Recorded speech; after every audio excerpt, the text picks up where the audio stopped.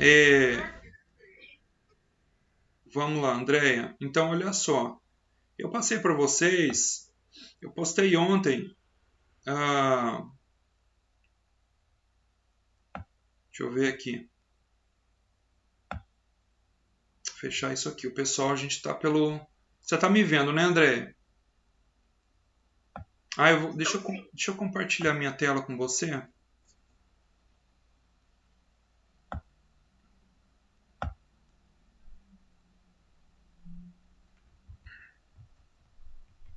Fazer um resumozinho, uma revisão bem rápida aqui. Eu postei ontem 5 vídeos, tá? Só 5. Que são os vídeos de hoje. Eu já tinha que era conteúdo gravado. Era conteúdo gravado. Aí, isso. Fazem parte do conteúdo de aula do dia de hoje também, tá? Então tá tudo lá, mas eu vou só fazer uma revisãozinha aqui. Deixa eu abrir aqui para ver. Fechar isso aqui. Vamos lá no Siga. Então tá aqui. Principal. Isso aqui foi a aula passada. Aí a gente começa aqui, ó, com isso aqui, o mercado. Só que a gente até falou um pouco na aula passada. Você estava na aula passada, André? Na webconferência de segunda-feira?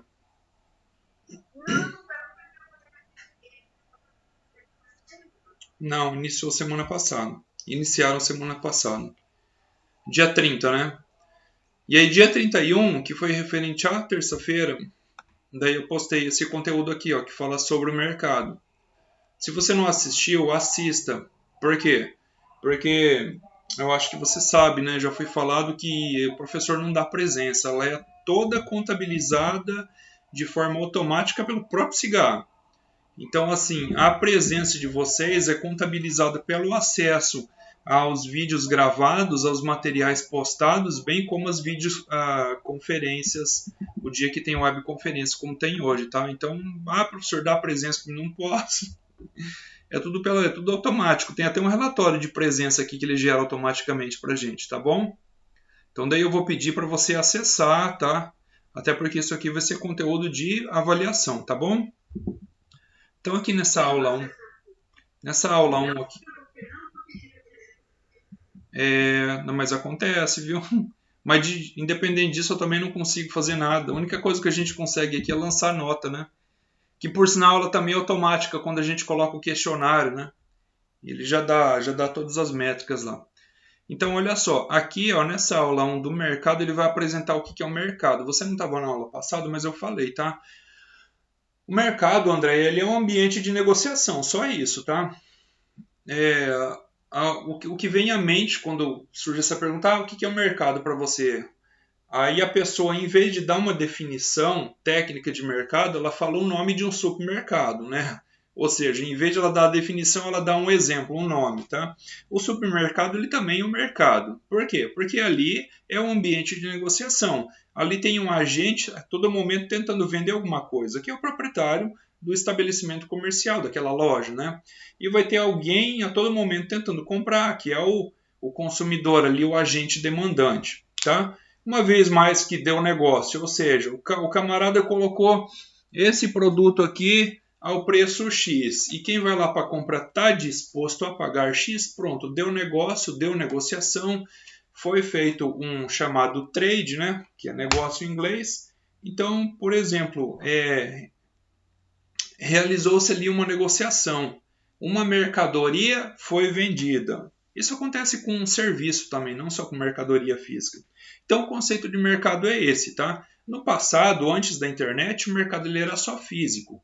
Hoje a gente tem o mercado virtual, né? A gente tem, por exemplo, a bolsa de valores, né? Pertence aos mercados do tipo financeiro. Mas é o mercado. Mas não tem, ali é tudo virtual. Mas ocorre negociação. Você está comprando e vendendo alguma coisa ali. Ações, criptomoeda, Bitcoin, qualquer coisa. Está negociando contrato futuro de milho, de soja, de boi gordo, tá? Tá tendo negociação. Alguém está vendendo alguma coisa e tem um outro alguém na outra ponta tentando comprar. Se der negócio, beleza? Mercado é isso. Ficou claro, Andrei? Tá? Então, o conceito de mercado é isso, é um ambiente de negociação, simples assim. Tá? Aqui depois ele vai falar do princípio da otimização e equilíbrio. Isso aqui está nessa apostilinha aqui, ó, chamada Mercado, que é um resumo do capítulo 1 do livro do Varian. Tá? Olha aqui. Ó. E daí ele dá um exemplo. Depois dele dar a definição de mercado, ele fala modelo. A economia, André, ela trabalha muito com modelo. O modelo ele é uma simplificação esquemática da realidade. Tá? Então aqui ele trabalha, só para citar um exemplo, ele trabalha com esse modelo de locação para apartamentos para estudante. Tá? Então imagina que está o Nemate aqui no meio, nessa bolinha aqui. Tá certo? Aqui é a universidade. E daí, ao redor da universidade, nos bairros próximos, nas quadras próximas, tem os apartamentos, as kitnets ali, para alugar para os estudantes. Mas também esse estudante ele encontra apartamento bem mais longe. E aí o texto ele chama isso aqui de periferia, né? Que é a região que ela está bem distante do centro universitário. Né? E aí, beleza, como que funciona a escolha? Né? Depois tem um capítulo desse livro que trata sobre escolha. Né? Como que o agente demandante, a pessoa que está comprando, ela faz para tomar a sua decisão de escolha? Será que ela vai escolher baseada única e exclusivamente no preço do produto que ela está querendo comprar? E hoje, na prática, a gente vê que não, que ela leva outros fatores em consideração, outras características que a pessoa julga importante. Tá? No caso aqui, ela pode julgar como importante ou interessante a proximidade do apartamento em relação à universidade. Porque ele pensa assim, olha, compensa eu pagar mais caro para morar aqui, né? Tipo assim, lá na periferia quanto que tá? Lá tá 600. Quanto que tá aqui? Aqui tá 800. Mas, puxa, só que aqui, ó, eu tô morando a 3 quadras da universidade, eu posso ir a pé, eu já não vou ter um custo com combustível, vai ser mais rápido até eu, enfim, acordar e ir para a universidade, tá entendendo? Então existem outros fatores que quem compra vai levar em consideração que vão além do próprio preço do produto, da mercadoria que ela está interessada em comprar e negociar. Fica claro, Andréia? E aí, todo mundo que compra alguma coisa, ele está preocupado assim, em maximizar o seu bem-estar. Eu não sei se você já estudou a chamada teoria do bem-estar, mas todo mundo busca isso, tá? Todo mundo busca o melhor para si. Seja você na condição de consumidor, seja o dono da loja ali quando ele está querendo vender, ele sempre vai querer mais. E o consumidor também sempre vai querer mais. Então, assim, imagine que você vai querer o melhor produto. Faz sentido falar dessa forma, Andréia? Andréia, tá aí?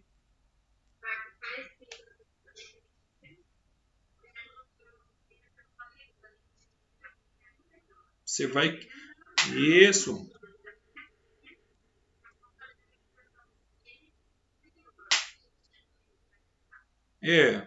Mas é assim, dada algumas condições como a sua renda disponível, dada outras condições, como por exemplo algumas condições específicas de mercado, produtos substitutos, necessidades e tudo mais, você sempre vai estar buscando fazer a escolha que é melhor para você. Concorda, Andréia? Que você acredita que vai ser mais viável, mais lucrativa, de repente do ponto de vista chamado custo-benefício, né? Então olha só, por exemplo assim, nessa avaliação da locação de apartamento para um estudante, é claro que, puxa, qual que é o melhor apartamento para ele? Sem dúvida nenhuma, se ele tiver a condição de escolher, de alugar aquele lá na ponta, de frente para a universidade, é aquele que ele vai querer. Isso chama-se princípio da otimização. As pessoas elas vão buscar aquilo que é melhor para si, que vai melhor atender a necessidade dela naquele momento, tá? E aí tem também o chamado, deixa eu ver aqui o princípio do equilíbrio, né? Além do princípio da otimização, tem também o princípio do equilíbrio. E daí aqui, ó, cada vídeo ele é específico para isso. Aqui, ó, o primeiro apresenta o mercado, aí o segundo vídeo já apresenta esse princípio da otimização e do equilíbrio. Depois você assiste aqui, tá? Vamos ver mais aqui. Então, no princípio do equilíbrio, Olha só, otimização. Cada um irá escolher o melhor apartamento que puder. E o equilíbrio. O preço conseguirá se ajustar até que a procura total seja igual à oferta. O que isso significa? Que, puxa, não pode sobrar apartamento, ficar apartamento vago. Às vezes acontece, tá? Você é daqui de Sinop? Residi aí por 15 anos. Hoje não está mais aqui, mas tudo bem. Você provavelmente conhece bem a Avenida André Maggi ali, região da Casa Aurora da André Maggi. De frente para Casa Aurora da André Maggi tem uma galeria ali. Ele construiu ali alguns salões comerciais. Um terreno, acho que são 2 terrenos ali, 3, não sei. É bem grande. E ele ficou um montão de tempo, né? Olha eu sendo redundante, um monte de tempo. Um bom tempo sem alugar. Porque o homem estava pedindo demais. Ah, mas ele não precisa disso, ele é advogado, tem muito dinheiro. Andréia, olha só, faz sentido isso? Por mais que a pessoa não precise ter muito dinheiro, o que custa mais caro? Deixar ele parado ou de repente pedir um aluguel um pouco menor, mas alugar? Pelo menos está entrando dinheiro no caixa. Eu não sei quanto ele estava pedindo, mas... Oi? Onde foi feita a galeria, o perfil do público-alvo,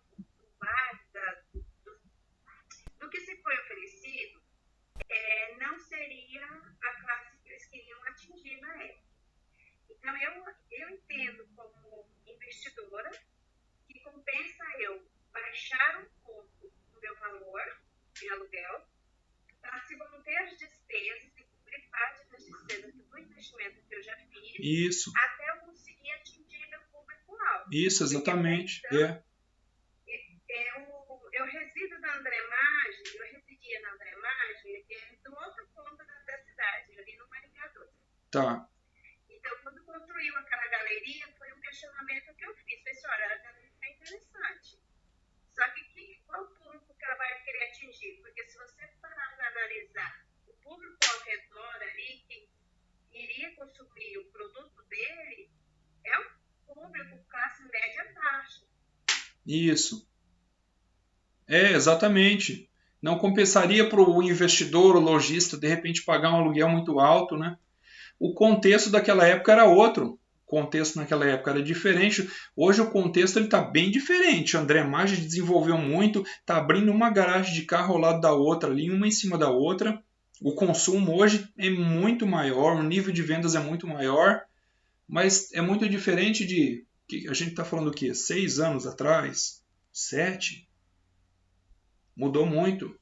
Essa média, professor. Eu vou te dar uma projeção. Eu morei 15 anos em Sinop. Saí tem pouco tempo. E quando eu comprei o meu lote no terreno ali no Maringá 2, eu paguei baratíssimo mesmo. E fui construir minha casa, vamos dizer, 10 anos. Morei 5 anos de aluguel. E não tinha nada no bairro.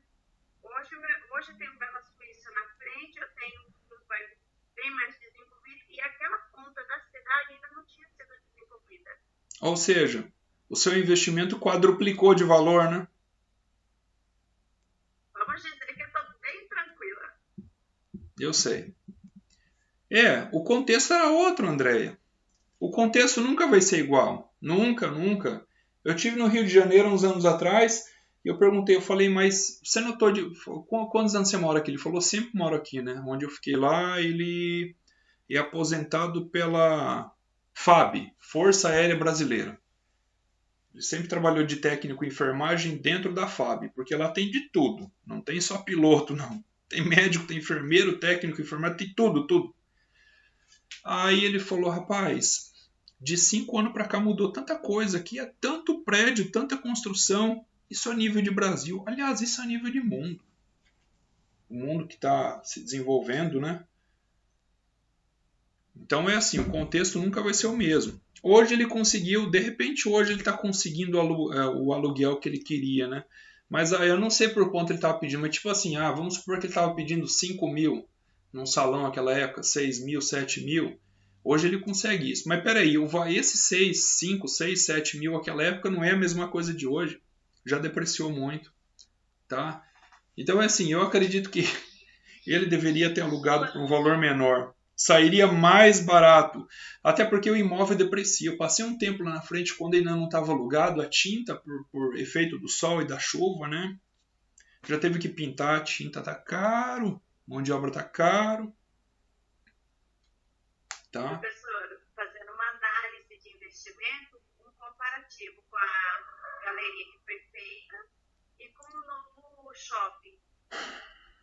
Eu acredito que o shopping já vai dar, que vai se inaugurar, eu acho que deve inaugurar por esse mês. Final de outubro. Ele já tem uma resposta imediata do público, né? Ele já tem salas lotadas, ele já está tendo retorno. Não, eu passei lá anteontem à noite, voltando de um casamento, eu passei lá na frente, mostrei para os meus pais, e a minha esposa falando, não, já tem loja com estoque aí dentro.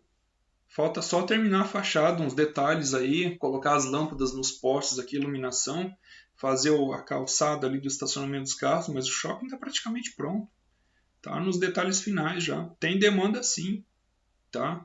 A nossa região ela é potencial. Eu conversando ontem com... Eu conversando ontem com um vendedor de material de construção, né? E o custo aumentou muito, o custo do material. Ele falou o que salva a gente é os picados, porque em Sinop tem muita obra, muita construção. Então vem um, compra R$1.000, vem outro, compra 1.500, vem outro, compra mais 1.000, outro compra mais 800.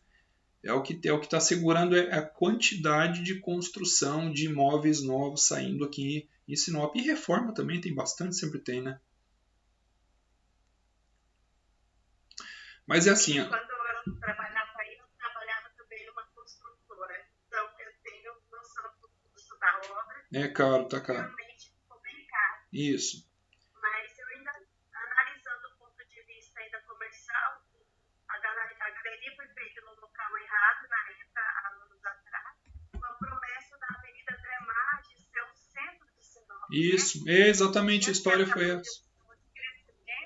Mas aí demorou muito para crescer.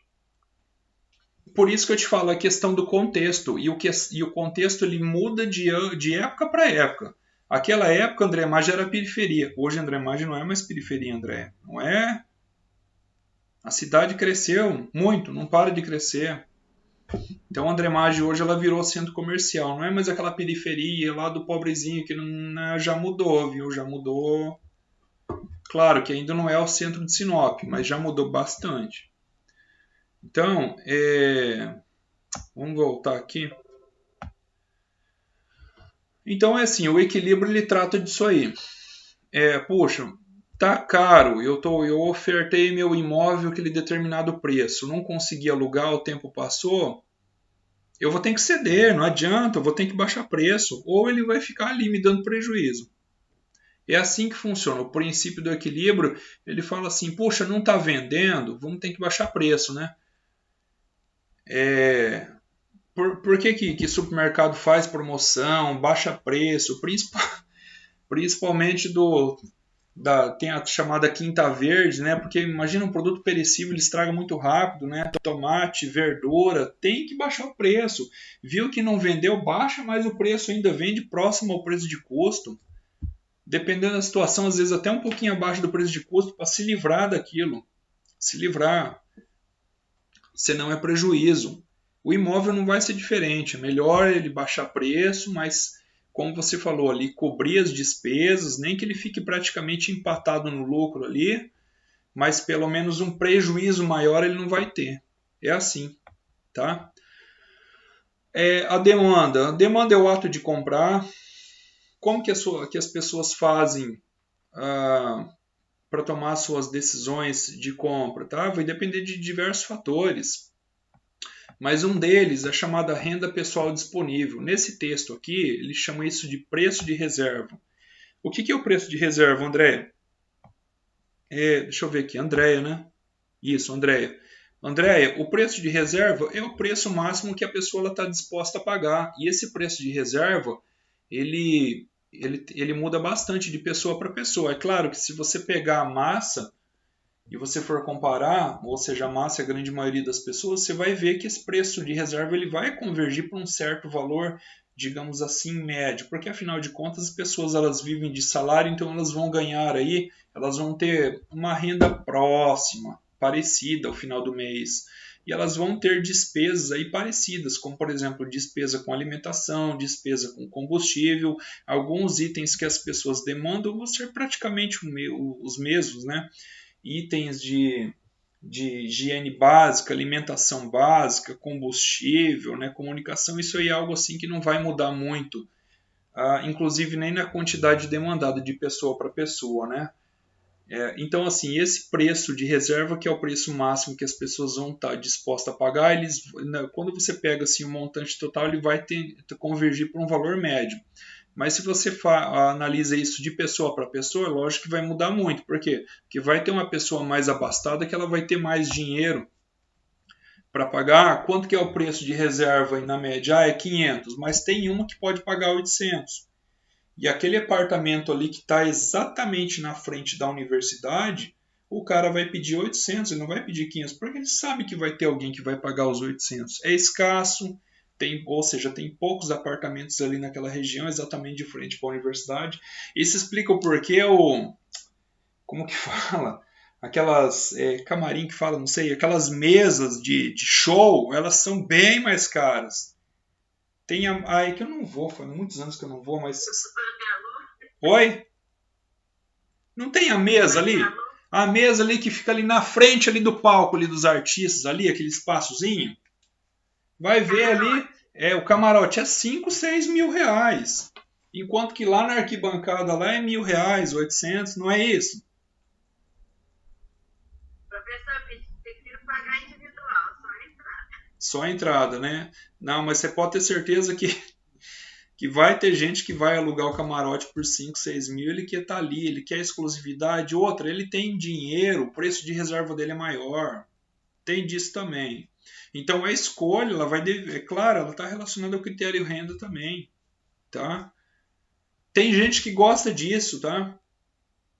Ela gosta de exclusividade. É por isso que tem alguns automóveis, só para citar alguns exemplos, que são caros. Aí você pega e olha assim, mas tudo bem, ele tem isso de opcional, ele tem um motor com a potência maior, ele é mais bonito, mais confortável, tem esse item de luxo, mas você acha que para produzir ele custa tão muito mais caro que um carro mais simples? Tão muito mais caro que eu falo assim, 10 vezes o valor? 15, 20 vezes o valor? Acredito que não. Ali tem ferro, ali tem cobre, ali tem plástico. Mas é a quantidade produzida, né, que vai ficar exclusivo. Vai produzir uma quantidade menor. Só que eles sabem que tem público para isso, que paga caro. Então por que vender caro, vender barato? Se eu sei que eu vou conseguir vender caro, tem gente que paga caro, vou vender caro. E tem gente que gosta disso, exclusividade. Não, eu vou. Por exemplo, eu tenho um amigo que ele se deu muito bem. Ele montou uma corretora de grãos e ele tem uma Dodge Ram. Quanto custa aquele carro? Não sei, eu acredito que R$ 500.000, talvez até mais. Ele foi e comprou uma novinha. Comprou. Aí eu pensei, mas por que tudo isso? Ele quer. Ele sabe que isso é exclusividade, tem poucas na cidade. Se tiver uma meia dúzia aí. A mesma função dela é a mesma função da S10. Não, a S10 é menor, né? Mas digamos aí de uma F250, aquela 4 portas, 4x4. Claro, é mais bonita, vai ter um pouco mais de luxo, mas quando você compara a diferença de preço, ela chega a ser gritante. Mas o povo gosta disso, né? Tem público. O público gosta da exclusividade, né? Essas pessoas aí que têm muito mais dinheiro, preço de reserva maior, então elas compram, né? Então vai dar negócio para todo mundo. O mercado ele é bom porque ele tem negócio para todo mundo. Vai ter a pessoa mais simples que nem eu, que compra um celular de R$ 1.400. E olha que eu achei caro, viu? Muito caro. E vai ter a pessoa que vai comprar um celular de R$ 15.000, que tem iPhone que custa isso aí, 15 mil, talvez até mais. E não tá nem aí. Mas vamos voltar lá, Andréia.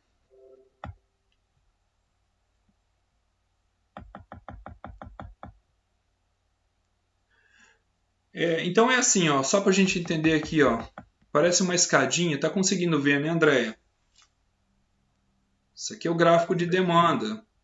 Olha só, tinha poucas pessoas ali que ofertaram uns R$ 500, né, na pedida pelos apartamentos iniciais. Acabou essas pessoas, né? Qual que é o preço de reserva das outras? Tem algumas outras que conseguem pagar 490. Beleza, deu negócio nos 490. Então foi alugado. Acabou dos 490, né? Tem alguns apartamentos que o cara estava pedindo 490, mas acabou as pessoas que tinham 490 para comprar ali esse aluguel mensal. Mas tem umas pessoas com 480. Alguém vai ter que ceder. Ou as pessoas que tinham 480, se o locatário não baixar, ela falar assim, eu quero morar aqui, eu vou colocar 10 a mais e vou alugar. Ou o contrário, não. Eu estou com esse imóvel parado, não está conseguindo alugar, mas eu sei que por 480 tem gente que paga, então eu vou baixar um pouquinho para dar negócio. Isso é equilíbrio, você está entendendo? Equilíbrio é assim, poxa, não pode ficar apartamento vago, ele vai ter que ser alugado, vai ter que dar negócio de forma que vai ficar bom ou mais ou menos bom para ambas as partes. Tá certo? Aqui tem modelinho primeiro estudante, paga 500, o segundo 500, talvez o terceiro já não tenha mais 500, mas paga 499, outro 498 e por aí vai, até que todos os apartamentos sejam alugados, tá? A oferta é o lado contrário. A oferta é o quê? É o cara que está vendendo alguma coisa. Nesse caso, nesse exemplo aqui, é o dono do apartamento, né? Aqui ele fala, supondo mercado competitivo. Eu gosto de falar dessa forma, mercado competitivo. Eu não gosto de falar em concorrência perfeita. Porque existe tanta imperfeição no mercado que até inclusive há 100 anos atrás foi identificado que surgiu o mercado de concorrência perfeita. Não é que surgiu, foi identificado, né? Eles falaram, não, vamos trazer um novo enfoque aí para o estudo dessas empresas aí e vamos chamar isso aí de economia industrial, né? Que é uma subparte da microeconomia, né? Você vai ver depois, né? Então aí o mercado tem lá seus defeitos, suas imperfeições, né? Então, ó, se um proprietário resolver cobrar um preço mais alto que esse PA, né? Ou seja, do que o mercado, esse asterisco aqui, Andréia, é o preço de equilíbrio. O que é o preço de equilíbrio? Eu queria 500, mas não estou conseguindo alugar por 500, eu vou pedir, sei lá, 490, e eu sei que alguém vai dar os 490, deu um negócio, esse é o preço de equilíbrio. Ou seja, é um preço que ele vai satisfazer as duas condições. E aí você não tem mercadoria parada em estoque, por exemplo. Tá? Tudo que coloca lá, à venda, ele vai ser vendido. Claro que se você colocar um preço menor que esse preço de equilíbrio, que é o preço que o povo está disposto a pagar, com certeza vai faltar apartamento. Tá? Então o mercado assim, ele vai tender a se equilibrar. Tá? Aqui a gente tem aqui uma curva de demanda, ela é descendente, seu formato tradicional, por quê? Porque à medida que vai se aumentando o preço, dado uma condição chamada de, olha aqui, restrição orçamentária, a pessoa vai começar a frear a demanda, ela vai comprar menos. Por quê? Porque o dinheiro dela é fixo, mas ela tem outras prioridades também. Vou dar um exemplo. Meu vizinho aqui assa carne, vende carne assada. E eu percebi que o movimento dele caiu. Aí um dia eu conversando com ele, falei, Vanderlei, eu percebi que o seu movimento caiu. Ele falou, Ricardo, caiu sim. Ele entende o porquê, né? A carne subiu demais, subiu o custo para ele e foi obrigado a aumentar o valor. Mas daí a pessoa ela começa a fazer substituição. Ela compra alguma outra coisa, de repente ela mesma assa carne, ou ela vai lá e compra uma carne mais em conta, talvez frango, ou ela mesma assa em casa no fogão, ou come só alguma. Você está entendendo? Tá? O próprio produto ele começa a competir com outras coisas. Ele começa a competir não, por exemplo, a carne assada que eu estou dando exemplo, ele começa a competir não com outros vendedores de carne, mas começa a competir com o próprio salário, com a própria renda da pessoa, que deve ser alocada em outras prioridades. Tá entendendo, André? Nessa hora entra macarronada. Entra macarronada. É um exemplo. Então o mercado ele vai se ajustando via preços. Vai se ajustando, se tornando cada vez mais justo, mais apertado. Ele vendia Eu vi que ele colocou placa nova ali. Ele vendia coxa e sobrecoxa a R$ 20 e eu comprava. Aí ele passou para 25, aí eu continuei comprando. Agora ele subiu para 30, daí eu... Caramba. Tá entendendo, André? Vamos lá na Pronto, eu sequência estava aqui. conversando Oi. com um vendedor de porco. E ele falou assim: Porco tá valendo ouro. E tá? Você falou vendedor de porco? Porco. Porco tá valendo ouro. Come milho. Saco de milho passou de R$ 100 já. Mas é isso que eu ia falar, que ele falou assim, eu tô ganhando dinheiro.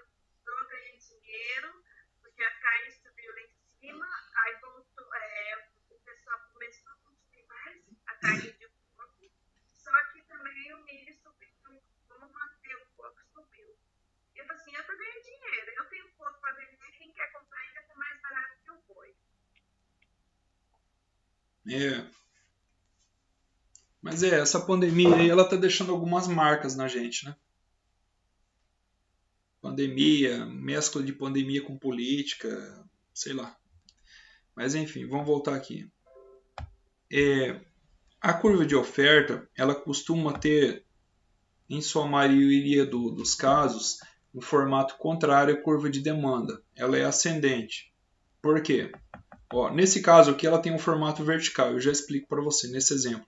Mas geralmente ela tem um formato ascendente, que seria assim, ó, partindo da origem e crescendo à medida que a quantidade aumenta. Por quê? Porque, pensa comigo aqui, esse seu amigo vendedor de porco aí, se ele tem expectativa ou informação que as pessoas vão consumir mais porco, isso acontece muito no final de ano, tá? Chegando o Natal, o povo gosta de comer porco, Natal e principalmente o Novo. O que ele vai fazer? Ele já vai programar o estoque de porco dele. Ele vai comprar lá os porquinhos, lá os leitãozinhos lá, e já vai dando milho e deixando a porcada crescendo.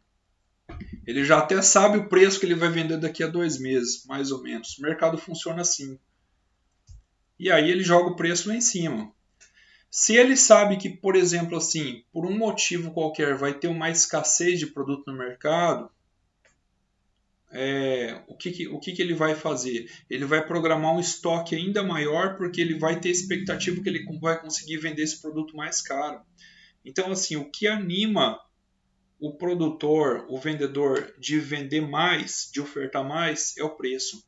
Quanto mais o preço tá ficando mais caro, mais encarecido, mais alto, ele vai se sentir animado para colocar mais produto, para colocar um estoque maior, para vender mais, porque, enfim, ele visa lucro, né?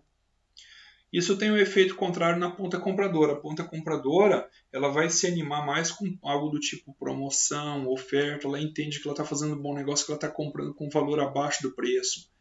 Isso vai fazer com que ela maximize o bem-estar dela, ou seja, obtenha um nível de bem-estar maior, seja comprando mais com a mesma quantidade de dinheiro ou comprando aquela quantidade que ela costuma comprar, aquela quantidade fixa, só que aí um preço mais barato sobra uma graninha extra para ela. Você está entendendo? Então funciona assim, os interesses eles são diametralmente opostos, eles são contrários, tá? Demanda está aqui, curva negativamente inclinado, tá? Por conta daqueles fatores que eu citei para você. Preço vai subindo, o pessoal vai ficando desestimulado em continuar comprando, porque o salário é fixo, chamado de restrição orçamentária, que é o capítulo 2 que a gente vai trabalhar. E a pessoa tem outras prioridades. E o lado da oferta, o preço vai ficando mais caro, olha só, ela tem uma inclinação contrária, ele vai ofertar mais. Tá? Vai ofertar mais, ele vai realizar mais investimento, ele vai comprar a chácara do vizinho para aumentar o chiqueiro dele, ele vai pro... Enfim, é isso que acontece. Foi o que aconteceu, eu estava falando hoje de manhã na primeira aula de economia industrial, a aluna citou o exemplo do álcool em gel no início da pandemia e teve gente que ganhou muito dinheiro com isso. Ele teve uma informação, caramba, está estourando a pandemia agora e diz que veio informação que é o álcool em gel que vai resolver. Ele foi lá na farmácia, ele rapou o estoque de álcool em gel, foi lá no supermercado, rapou o estoque. Ah, quanto que era álcool em gel? Era, sei lá, R$7. Por quanto que ele está vendendo? 30, 35. Entendeu? Então ele já tinha essa expectativa do preço explodir, ele falou, não, eu vou comprar tudo. Ou seja, de repente ele vendia um pouquinho de álcool gel. Mas aí farmácia fez muito isso, tá? A nível de Brasil, drogaria. Foi lá e já fez um pedido grande, estoque grande, não só do álcool em gel, a famosa ivermectina, tá? Não tinha, não estava tendo. Imagina, era vendido a R$7, foi para 30. Tá entendendo? É o interesse que move a pessoa.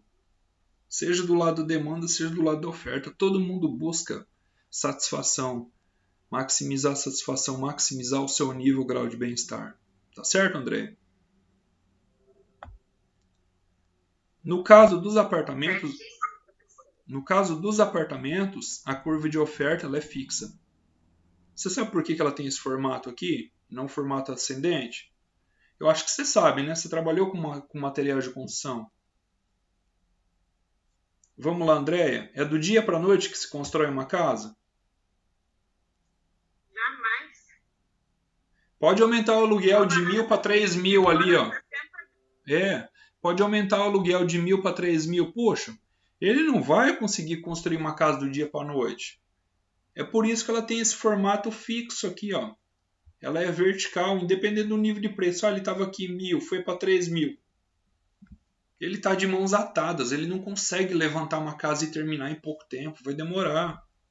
Então, no curtíssimo prazo, no caso do setor imobiliário, a curva de oferta ela tem esse formato vertical, ou seja, ela não vai variar conforme ocorrem variações no nível de preço. Ela é vertical e pronto, porque devido a toda essa limitação física.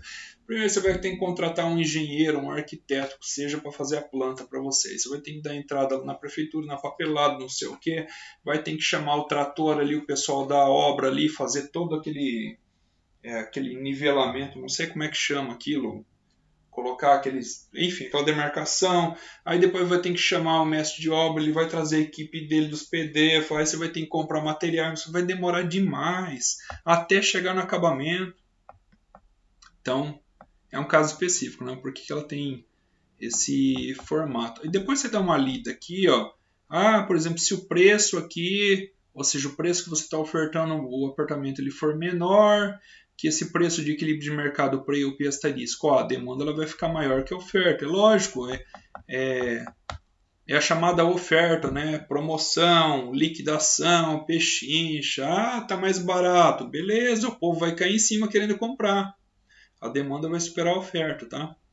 Mas enfim, ao longo do tempo o mercado ele converge, ele tende a convergir para uma situação de equilíbrio. O que é a situação de equilíbrio? É aquilo que a gente viu lá naquela escadinha anterior e que a gente vê aqui agora, nesse gráfico aqui, que é o seguinte. Não é, Andréia, deixa eu olhar para você, que a demanda é exatamente igual à oferta. Isso não existe, tá? Os manuais de economia falam isso para simplificar, tá? Até porque, de acordo com a primeira coisa que a gente viu lá no início da aula, né, foi falado na aula, depois você assiste a webconferência de segunda passada, que a economia ela trata de modelo. O modelo ele é uma simplificação da realidade. Por exemplo, a gente pode desenhar um modelo aqui que explica a demanda de carne aqui no município de Sinop. Não sei se você está no Mato Grosso, se você estiver no Mato Grosso talvez seja parecido, apesar que meio que padronizou, né, a nível nacional. Mas você pode falar que a equação de demanda que vai explicar a quantidade comprada, né, comprada e ao mesmo tempo vendida de carne, ela vai depender do preço daquela carne específica, ela vai depender do preço das carnes substitutas, né? Por exemplo, a carne bovina, você fixa como sendo a carne que você quer fazer o estudo, né? Então, os substitutos seriam, por exemplo, o porco, o frango, talvez o peixe, né? Mas coloca lá, aí se coloca a renda do consumidor.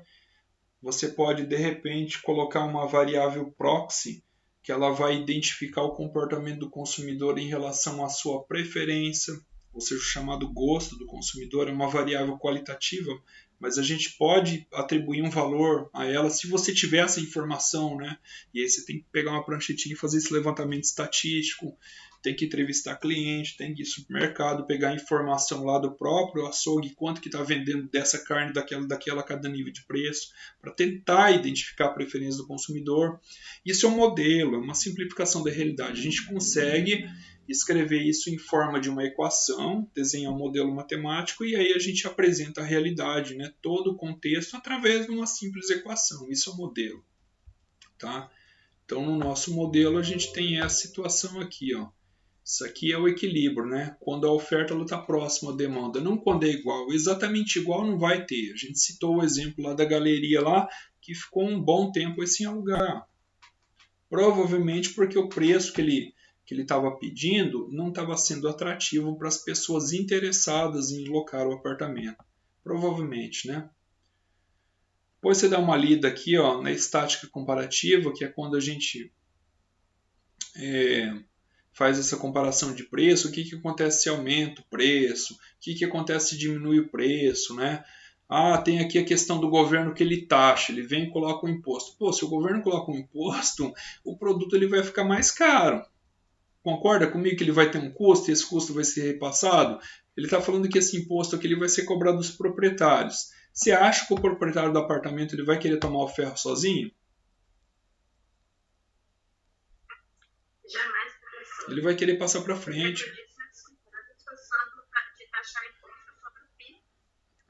Sobre o quê? Eles estão discutindo sobre taxar imposto, sobre aquela movimentação bancária, o PIX. Ai, olha. Brasil, viu? Daqui a uns dias vão querer cobrar. Mas é assim. Fazer o quê, né? Vamos ter que ter uma vida de sobrevivência daqui a uns dias, né? Começar a plantar batata em vaso. Alguma coisa nesse sentido? Cultivar tomate em casa? Estamos aprendendo os recursos. Aí depois tem a questão do monopólio. Monopólio significa mono, né? Mono significa um e pólio mercado, ou seja, tem um agente ofertante apenas de alguma coisa aí, seja um produto físico, seja um serviço. Aí aqui depois ele fala. Eu acredito que a energia é um monopólio, professor. Ela é um monopólio. Eu sei que é liberado pelo governo, mas na minha cabeça é um monopólio. Mas sempre foi. A energia elétrica é um monopólio. Você sabe por que é monopólio? Porque não tem uma concorrência. Não tem, só tem uma concessionária ofertando serviço de energia elétrica. Isso, eu acredito que se tivesse 3 ofertando o mesmo produto, quem sabe não baixaria os preços. Não, eles vão falar que é inviável por questão técnica. A água também, né? A mesma coisa. Eles vão falar que é inviável por questão técnica. E já te falo qual é essa questão técnica. Para que cavar uma nova valeta e colocar uma nova tubulação? Para quê? Só para ter um custo desnecessário? Já tem uma empresa ofertando esse serviço. Eles falam que é isso, né? Energia elétrica é a mesma coisa. Já tem a fiação vindo aí, trazendo energia para sua casa. Vai colocar outro poste aí com outros cabos de energia? Eles falam isso. Entendeu? Mas na hora que eu olho minha conta de energia, eu estou pagando até cabo de transmissão da energia. Paga. Não é justo, nem que eu escolha uma outra empresa que forneça o produto mais barato, já que eu estou pagando todo esse custo aí, mas que eu escolha uma empresa que me fornece um produto com qualidade melhor e que tem um preço mais acessível. Você não tem essa opção de escolha. A única opção que você tem é ficar sem energia. Por causa do monopólio. Mas se eu tivesse uma concorrência perfeita, eu teria. A concorrência perfeita que não é perfeita, né? O mercado competitivo, né? Se tivesse mercado competitivo, aí você teria essa opção, outra ofertando com valor mais em conta. Mas não tem, tá? A única alternativa é você, sei lá, colocar um sistema solar, um gerador de energia, aceitar que dói menos, deixa fazer o que, né? Tentar ver se está certo aí aquela chamada usina de Arquimedes, né? Que é chamada torre de Arquimedes, usina de Arquimedes, usina flutuante, aí você coloca um compressor de ar e sei lá. Alguma coisa nesse sentido. Mas, vamos lá, tá? Então, o monopólio, o que é o monopólio? O monopólio é essa situação chata aí, né? Só tem um cara vendendo e ele vai cobrar o preço que quer e pronto. Aqui o texto também fala de monopolista discriminador, que ora o dono dos apartamentos aí, imagina um cara que ele é dono de todos os apartamentos para estudante ali na região da universidade ali, no entorno da universidade. Se ele for dono de todos, puxa, ele não tem concorrentes. Ele comprou tudo, é tudo dele, né? Ele tem que pagar o que ele quer. Só que ainda assim, ele vai cair naquilo que a gente já viu, que é o chamado preço de reserva. Aqui, ó. Agora você imagina uma situação que o dono desses kitnets aqui ele conheça o preço de reserva de cada estudante. Tá? Aí por que ele vai baixar de 500 para 480 se ele sabe que ainda tem uns 3 ou 4 estudantes que podem pagar 490? Tem esse detalhe também, essa informação. Aí a gente chama isso de monopolista discriminador. Por quê? Porque uma vez mais que ele é dono de todos os apartamentos, é como se ele fosse um monopolista, né? Porque só tem ele ali, ele é dono de todos. E discriminador porque uma vez mais que ele conhece o preço de reserva de cada um, que é o preço máximo que cada um consegue pagar pelo aluguel do imóvel, ele vai praticando esses preços de reserva. Para você eu vou alugar por 490, porque eu sei que você pode pagar 490. É claro que ele não vai falar isso para o possível cliente dele, né? Mas ele vai falar, o preço é 490. Pronto. Aí ele sabe ali que, poxa, já não tem mais ninguém que tem um preço de reserva de 490, mas ele sabe que tem por 480, por que ele vai baixar para 470? Aí já quanto que é? 480. Ah, faz menos? Não, o preço é 480, né? Porque ele sabe que o cara vai pagar os 480, o preço de reserva dele é 480. Tá certo, André? Então o mercado tem disso também. As pessoas elas têm informação ainda que indireta. E quando elas colocam essa informação em prática, ela está agindo como se ela fosse um monopolista discriminador, tá? Isso aqui já tem bem explicadinho lá nos vídeos, tem esse material que eu vou deixar disponível para vocês também, tá?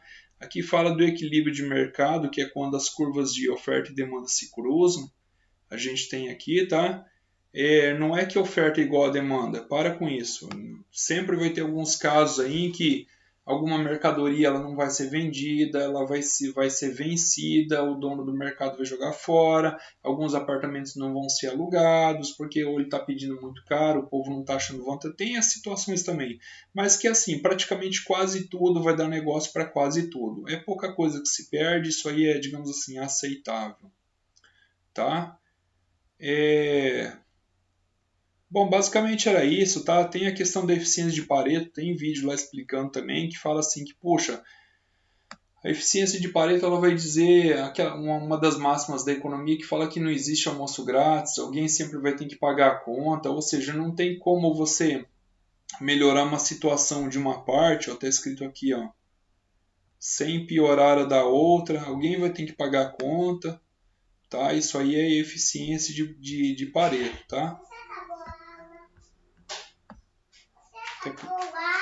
Parar de gravar aqui, ó.